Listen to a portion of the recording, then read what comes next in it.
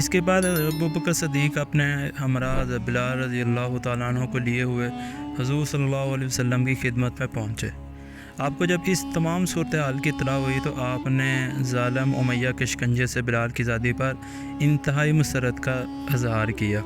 اور پھر مکی دور گزرتا رہا۔ سن 1390 میں ہجرت مدینہ کا حکم نازل ہونے پر رسول صلی اللہ علیہ وسلم اور دیگر صحابہ اور تمام مسلمان اپنی آبائی شہر مکہ اور اپنا سب ہی کچھ چھوڑ کر محض اپنے دین اور ایمان کی حفاظت کی خاطر مکہ سے مدینہ ہجرت کر گئے۔ انہی مہاجرین حضرات میں حضرت بلال بن رباح رضی اللہ تعالیٰ عنہ بھی شامل تھے۔ مدینہ پہنچنے کے بعد اب اس نئے ماحول میں نئی زندگی کا جب آغاز ہوا تو رسول صلی اللہ علیہ وسلم نے وہاں اس نئے معاشرے کے استحکام اور اسلامی مملکت کو مضبوط بنیادوں پر استوار کرنے کی غرض سے فوری طور پر چند بنیادی قسم کے اقدامات کیے، جن کے اثرات و ثمرات بہت ہی مفید ترین اور بہترین ثابت ہوئے۔ انہی فوری اور بنیادی قسم کے اقدامات میں سے ایک قدم یہ تھا کہ مسجد نبی کی تعمیر کا مقدس ترین کام انجام دیا گیا، جس میں عام مسلمانوں کے شانہ بشانہ خود آپ صلی اللہ علیہ وسلم بھی محنت و مشقت فرماتے رہے اور لکڑی مٹی وغیرہ سامان تعمیر اپنے کندھوں پر اٹھاتے رہے۔ اور جب مسجد کی تعمیر مکمل ہو چکی تو آپ اس میں نماز باجماعت کی ادائیگی کا مرحلہ آیا، تاکہ اللہ کے حکم کی تعمیل کے ساتھ ساتھ اسلامی معاشرے میں باہمی اخوت، محبت، مساوات، تعارف، ایک دوسرے کے لیے جذبہ خیر خواہی اور ہمدردی اور ایک دوسرے کی خیر خبری کے مبارک جذبات مزید مستحکم ہوں، آپس میں قربتیں اور محبتیں پروان چڑھیں اور نفرتیں اور دوریوں کا خاتمہ ہو۔ اب اس موقع پر سوال یہ اٹھا کہ ہر نماز باجماعت کے وقت سب کو اطلاع کیسے کی جائے کہ نماز کا وقت ہو چکا ہے، لہذا سب لوگ مسجد میں پہنچ جائیں۔ ظاہر ہے کہ اس زمانے میں گھڑی تو تھی نہیں، نہ کوئی ایسا اور وسیلہ یا ذریعہ تھا۔ آخر جب اس مقصد کے لیے اذان کا مشورہ ہوا تو اب یہ سوال درپیش آیا کہ ہر روز پابندی کے ساتھ 5 بار مسجد نبوی میں اذان دینے کا یہ فریضہ کون انجام دے گا؟ اور تب رسول صلی اللہ علیہ وسلم کی نظر انتخاب حضرت بلال بن رباح رضی اللہ تعالیٰ عنہ پر پڑی،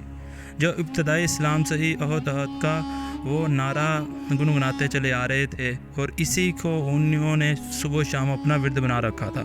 لہذا رسول صلی اللہ علیہ وسلم نے اذان کے لیے بھی انہی کو منتخب فرمایا، تاکہ صبح و شام اللہ جل وعلا کلام کی تکبیر و تحلیل کا مقدس ترین فریضہ بھی یہی انجام دے۔ اور یوں سال سال تک حضرت بلال بن رباح رضی اللہ تعالیٰ عنہ کی انتہائی مؤثر و دلنشیں آواز میں یہ اذان مدینہ کی فضاؤں میں گونجتی رہی اور اہل ایمان کے دلوں کو گرماتی رہی۔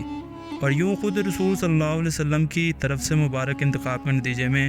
حضرت بلال رضی اللہ تعالیٰ عنہ تاریخ اسلام میں اولین مؤذن مقرر ہوئے، جو کہ یقیناً بہت بڑا شرف اور اعزاز تھا۔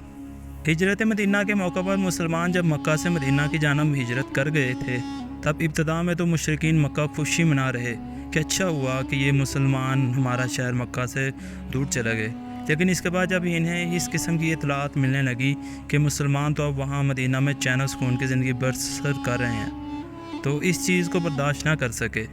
مزید یہ کہ وہ سب تجارت پیشہ لوگ تھے اور مکہ سے ملک شام کے درمیان وہ تجارت شاہراہ جو ان کی معیشت کے لیے اشارہ کی حیثیت رکھتی تھی، راستے میں مدینہ سے گزرتی تھی۔ لہٰذا اب انہیں یہ اندیشہ ستانے لگا کہ اگر مسلمانوں نے اس شہر پر قبضہ کر لیا تب ان کی تجارت کا کیا بنے گا۔ یہی وہ اسباب تھے جن کے بنا پر اب مشرکین مکہ کی راتوں کی نیندیں اڑنے لگی، اور پھر انہوں نے فوری طور پر مسلمانوں کو نست نابود کر دینے کی ٹھان لی، جس کے نتیجے میں معتد غزوات کی نوبت آئی۔ چنانچہ ہجرت مدینہ کے فوراً بعد محض اگلے ہی سال حق و باطل کے درمیان اولین معرکہ یعنی غزوہ بدر کے موقع پر کفیت یہ ہوئی کہ مشرکین مکہ جب مسلمانوں کو ہمیشہ کے لیے کچل ڈالنے کی غرض سے نہایت زور و شور اور جوش و خروش کے ساتھ تیاریوں میں مشغول تھے،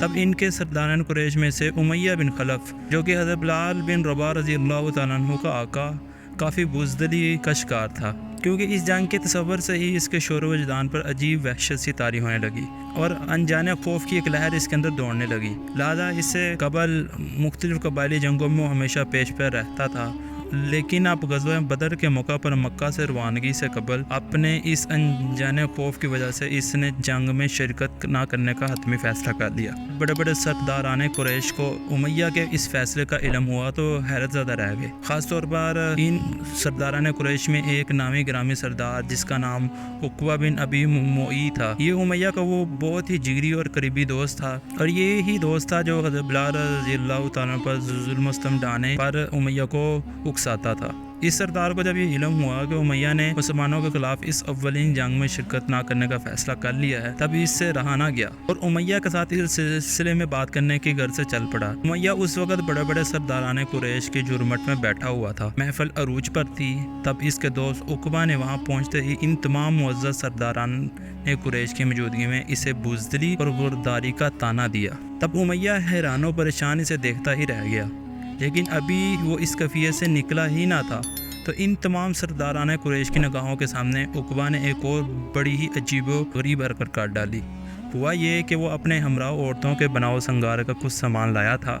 اس نے وہ سامان امیہ کی طرف اچھالتے ہوئے کہا، اے امیہ، آج ہمیں پتہ چل گیا ہے کہ تم مرد نہیں بلکہ عورت ہو، لہٰذا یہ سامان پکڑو اور ہماری روانگی کے بعد اپنے گھر میں عورتوں کے ساتھ بیٹھ کر خوب بناؤ سنگار کرتے رہنا۔ غریب محفل میں اپنے ہی دوست کے ہاتھوں اتنی بے عزتی اور اتنا بڑا طعنہ سننے کے بعد امیہ غصے سے آگ بگولا ہو گیا اور یوں کہنے لگا، اللہ تمہارا ستیہ ناش کرے، اور یہ جو چیز یعنی بناؤ سنگار کا سامان تم اپنے ہمراہ لائے ہو، اللہ اس کو ستیہ ناش کرے۔ اور تب اتنی بڑی بے عزتی اور اتنے بڑے طعنے کے بعد اس کے لیے کوئی چارہ ہی نہیں رہا، انکار کی کوئی گنجائش باقی نہیں رہی اور اسے جنگ بدر میں شرکت کے لیے نکلنا ہی پڑا۔ امیہ بن خلف کا یہی خاص دوست اسے حضرت بلال رضی اللہ تعالیٰ عنہ پر وحشانہ تشدد اور ظلم و ستم پر اکسایا کرتا تھا، اور اب پھر اسی دوست نے امیہ کو مسلمانوں کے خلاف اس اولین جنگ میں شرکت پر آمادہ کیا تھا۔ تب امیہ نے کہ وہم و گمان میں بھی یہ بات نہیں تھی کہ وہاں بدر کے میدان میں اس کے ساتھ کیا ہونے والا ہے۔ اس نے تو بہت کوشش کی تھی کہ اس جنگ میں شرکت نہ کرنے کی، مگر جیسی کرنی ویسی برنی۔ یہی قانون قدرت ہے جو کہ اٹل ہے، پتھر پر لکیر کے مانند ہے کہ جسے نہ کوئی بدل سکتا ہے نہ ہی مٹا سکتا ہے۔ یہی عقبہ امیہ کو بلال کے خلاف خوب ورگلایا کرتا تھا، اور اب یہی عقبہ امیہ کو لے چلا بدر کی جانب، جہاں موت اس کی منتظر تھی، اور وہ بھی کسی کے ہاتھوں۔ آخر جب مسلمان اور مشرکین مکہ بدر کے میدان میں ایک دوسرے کے بالمقابل صف آرا ہوئے تو چند انفرادی جڑبوں کے بعد باقاعدہ جنگ کا آغاز ہوا، عام یلغار ہوئی، معرکہ اپنے عروج کو پہنچا، اور اس کے ساتھ ہی بلال رضی اللہ تعالیٰ عنہ کا وہی نغمہ احد احد بھی اپنے عروج کو جا پہنچا۔ آج اس دن مسلسل یہی ورد کرتے ہوئے بلال بڑی ہی بے مثال بہادری شجاعت کے ساتھ اللہ کے دشمنوں کے خلاف لڑ رہے تھے۔ اس دوران اچانک بلال کا امیہ کے ساتھ آمنا سامنا ہو گیا، اور امیہ جو صدا سے ہی بڑا بہادر تھا، نامی گرامی شاہ سوار تھا، لیکن آج اس سے نہ جانے کیا ہوا، بلال پر نگاہ پڑتے ہی اس کے سراپا پر لرزہ طاری ہو گیا۔ خوف کی ایک لہر اس کے تمام وجود میں دوڑ گئی، اور تب اس نے وہاں سے بھاگنے اور بچنے نکلنے کی کوشش کی، لیکن اس کے پاؤں اب گویا اس کا ساتھ نہیں دے رہے تھے۔ اور تب بلال رضی اللہ تعالیٰ عنہ کے وہی ہاتھ جن میں ایک زمانے تک امیہ نے ہتھ کڑیاں ڈال رکھی تھی، آج بدر کے میدان میں بلال کے انہی ہاتھوں سے ایک ہی بار میں فخر و غرور اور تکبر سے اکڑا ہوا امیہ کا سار زمین پر آ رہا ہے۔ یہ ہے قانون قدرت جو خود اپنی راہ بناتا ہے۔ حضرت بلال کچھ دیر اس جگہ خاک و خون میں لت پت تکبر کے اس مجسمے کی جانب غور دیکھتے رہے، اور پھر دیوانہ وار ہی احد احد کی صدا بلند کرتے ہوئے وہاں سے آگے بڑھ گئے۔ وقت کا سفر جاری رہا، یہاں تک کہ سن 8 ہجری میں فتح مکہ کی یادگار واقعہ پیش آیا۔ رسول صلی اللہ علیہ وسلم اپنے 10,000 جانثاروں کے ہمراہ مکہ میں داخل ہوئے۔ اسی موقع پر کوئی فتحانہ شان و شوکت نہیں تھی، کوئی کبر و غرور نہیں تھا، وہاں تو محض اپنے رب کی کبریائی اور حمد و ثنا تھی۔ اس کیفیت میں مسلسل پیش قدمی کرتے ہوئے رسول صلی اللہ علیہ وسلم سیدھے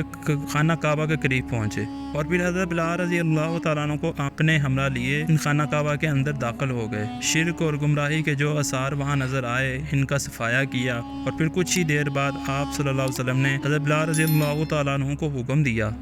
کہ خانہ کعبہ کی چھت پر چڑھ کر اذان دیں۔ رسول صلی اللہ علیہ وسلم کے اس حکم کی تعمیل کرتے ہوئے جب حضرت بلال رضی اللہ تعالیٰ عنہ نے خانہ کعبہ کی چھت پر چڑھ کر اذان دینا شروع کی، اللہ اکبر کی صدا جب گونجی تو پورے شہر مکہ پر گویا ایک سکوت طاری ہو گیا، ہر چیز اپنی جگہ ساکت و جامد ہو کر رہ گئی۔ جو اہل ایمان تھے وہ نہایت ہی ادب و خشوع کی کیفیت میں ہمہ تن گوش ہو کر بلال رضی اللہ تعالیٰ عنہ کے ساتھ اذان کے مقدس کلمات دہرا رہے تھے، کیونکہ مشرکین پر ایک عجیب سا سکتہ طاری ہو گیا تھا۔ انہیں نہ تو اپنی آنکھوں پر یقین آ رہا تھا اور نہ ہی اپنے کانوں پر۔ ان کے زنگ آلودہ اور شرک زدہ دل اس حقیقت کو قبول کرنے کے لیے کسی صورت آمادہ نہیں تھے کہ یہ کمزور اور بے بس مسلمان جو محض چند سال پہلے یہاں نہایت ہی بے بسی اور بیچارگی کے عالم میں نکلے تھے اور آج یہ واپس آ گئے ہیں، اور صرف واپس ہی نہیں آئے بلکہ فاتحانہ واپس آئے ہیں۔ مزید یہ کہ یہ بلال، یہ حبشی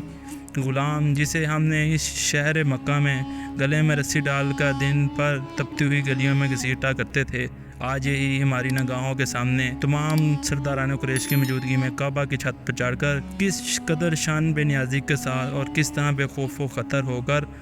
اذان دے رہا ہے اور اللہ کی وحدانیت کا اعلان کر رہا ہے۔ اور پھر اسی موقع پر ہی جب کچھ دیر بعد رسول صلی اللہ علیہ وسلم ان مشرکین مکہ کی طرف متوجہ ہوئے، ادھر ادھر نگاہ دوڑائی، تب کیا منظر آیا!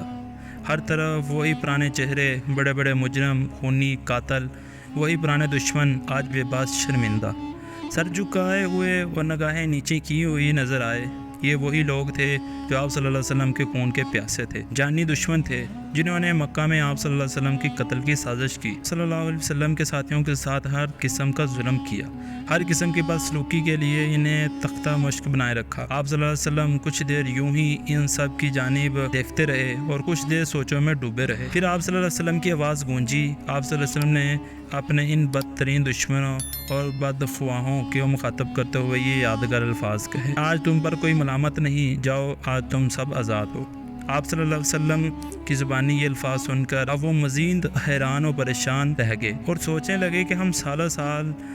تک کس طرح ان کو ستاتے رہے، کیا کیا ظلم و ستم کے پہاڑ ہم نے ان پر توڑتے رہے، اور آج جب ہم مجبور بے باس ہاتھ باندھے ہوئے اور گردنیں جھکائے ہوئے ان کے سامنے کھڑے ہیں تو انہوں نے ہم سے کوئی انتقام لینے کے بجائے یہ کیسی عجیب بات کہہ دی: جاؤ تم سب آزاد ہو۔ ہم تو سمجھ رہے تھے کہ آج یہ ہماری گردنیں اڑا دینے کا حکم سنائیں گے، لیکن انہوں نے ایسا کوئی حکم صادر کرنے کی بجائے ایسی بات کہہ ڈالی کہ جس سے پتھروں میں بھی دھڑکن پیدا ہو جائے۔ اور پھر فتح مکہ، غزوہ حنین، نیز غزوہ طائف کے بعد رسول صلی اللہ علیہ وسلم کی مکہ سے مدینہ کی جانب واپسی ہوئی، تب آپ کے ہمراہ بلال رضی اللہ تعالیٰ عنہ بھی واپس آئے۔ یوں وقت کا سفر جاری رہا۔ مدینہ میں بستور دن میں 5 بار بلال رضی اللہ تعالیٰ عنہ کی آواز گونجتی رہی، دلوں میں ایمان کی حرارت بڑھاتی رہی۔ یہی وجہ تھی کہ گزرتے ہوئے ہر لمحے کے ساتھ رسول صلی اللہ علیہ وسلم قلب مبارک میں بلال کی قدر و منزلت میں اضافہ ہوتا رہا۔ رسول صلی اللہ علیہ وسلم اور حضرت بلال بن رباح رضی اللہ تعالیٰ عنہ کے درمیان یہ قلبی تعلق تو بہت پہلے سے ہی تھا۔ جب ہجرت مدینہ سے بھی چند سال قبل وہ مکی دور میں جب اسراء معراج کا عظیم الشان و یادگار سفر پیش آیا تھا، اس سفر سے واپسی کے بعد آپ نے بلال رضی اللہ تعالیٰ عنہ کو مخاطب کرتے ہوئے ارشاد فرمایا تھا: اے بلال، قبول اسلام کے بعد آپ جو بہترین عمل انجام دیا ہے مجھے اس کے بارے میں کچھ بتائیے، کیونکہ آج رات میں نے آپ کی جوتیوں کی آواز جنت میں سنی ہے۔ اس پر حضرت بلال رضی اللہ تعالیٰ عنہ نے جواب دیا: قبول اسلام کے بعد میرا وہ عمل جو میری نظر میں سب سے زیادہ مفید اور بہترین ہے وہ یہ کہ رات یا دن کے کسی حصے میں بھی جب بھی خوب اچھی طرح وضو کرتا ہوں تو اس وضو کے بعد اللہ مجھے جس قدر بھی توفیق عطا فرما دے میں کچھ نماز ضرور پڑھتا ہوں۔ یعنی رسول صلی اللہ علیہ وسلم کی طرف سے اس استفسار کے جواب میں حضرت بلال رضی اللہ تعالیٰ نے اپنا یہ معمول بیان فرمایا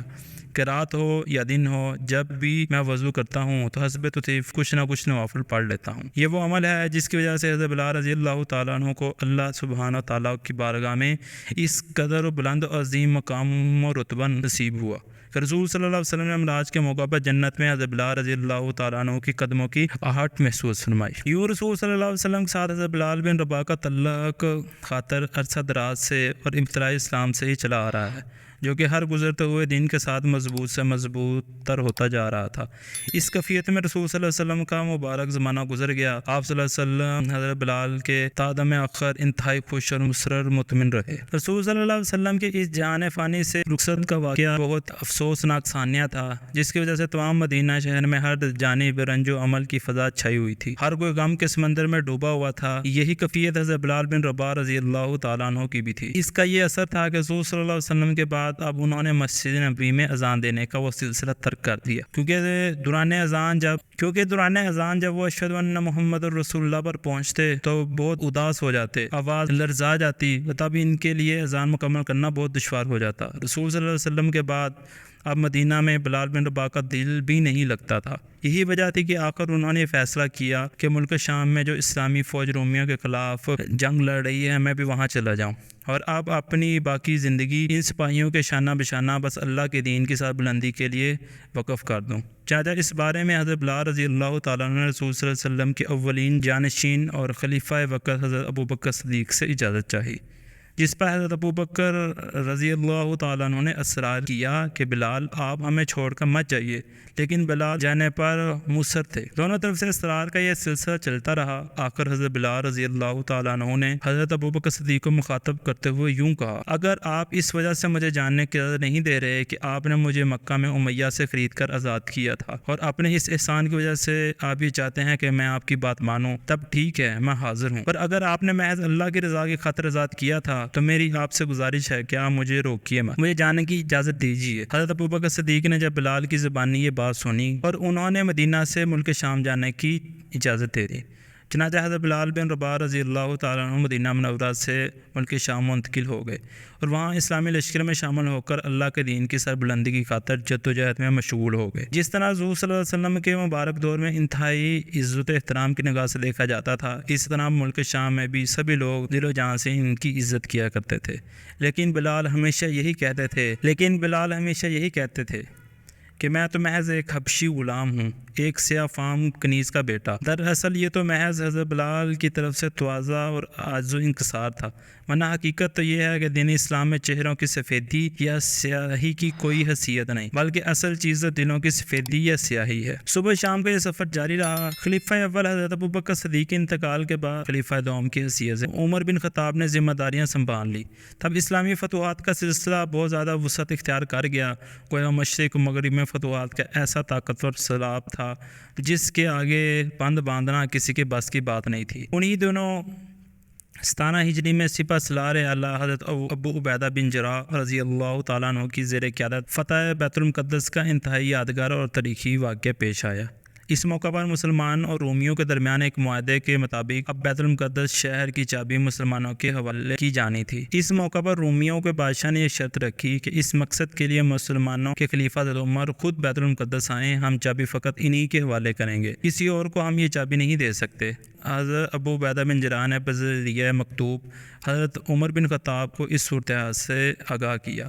تب ان کا یہ خط موصول ہونے پر مدینہ میں حضرت عمر بن خطاب نے اکابر صحابہ کرام سے اس بات میں مشاورت کی۔ اس موقع پر بعض حضرات نے مشورہ دیتے ہوئے کہا کہ آپ کو وہاں نہیں جانا چاہیے، کیونکہ رومیوں نے ہم مسلمان کو محض تنگ کرنے کی خاطر نفسیاتی حربے کے طور پر یہ شرط رکھی ہے کہ مسلمان کے خلیفہ خود بیت المقدس آئیں۔ حقیقت تو یہ ہے رومی جب ہم سے شکست کھا چکے ہیں تو کیا وہ اس بات کو نہیں جانتے کہ شہر کی چابی تو ہم ویسے بھی ان سے چھین سکتے ہیں، اور جب ہم یہ شہر ہی فتح کر چکے ہیں تب چابی کی کیا حیثیت ہے۔ جبکہ اس موقع پر حضرت علی بن ابی طالب نے یہ مشورہ دیا کہ آپ کو وہاں ضرور جانا چاہیے، کیونکہ اس طرح جذبہ خیر سگالی بڑھے گا اور رومیوں کے ساتھ ہمارا آئندہ تعلقات پر خوشگوار اثرات مرتب ہوں گے۔ تب حضرت عمر بن خطاب رضی اللہ تعالیٰ عنہ نے حضرت علی کے مشورے کو پسند کرتے ہوئے بیت المقدس جانے کا فیصلہ کر لیا، اور پھر مدینہ میں حضرت علی رضی اللہ تعالیٰ عنہ کو اپنا نائب مقرر کرنے کے بعد وہاں سے بیت المقدس کی جانب محو سفر ہو گئے۔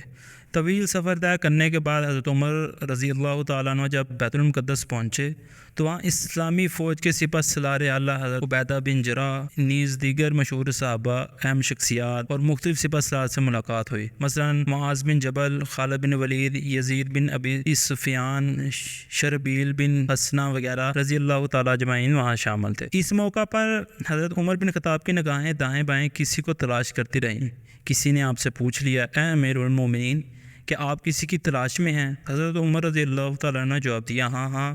بلال کہاں ہیں؟ ابھی حضرت بلال بھی وہاں پہنچے، ملاقات ہوئی۔ اس کے بعد جب نماز کا وقت ہوا تو سب نے اصرار کیا کہ آج بلال اذان دیں،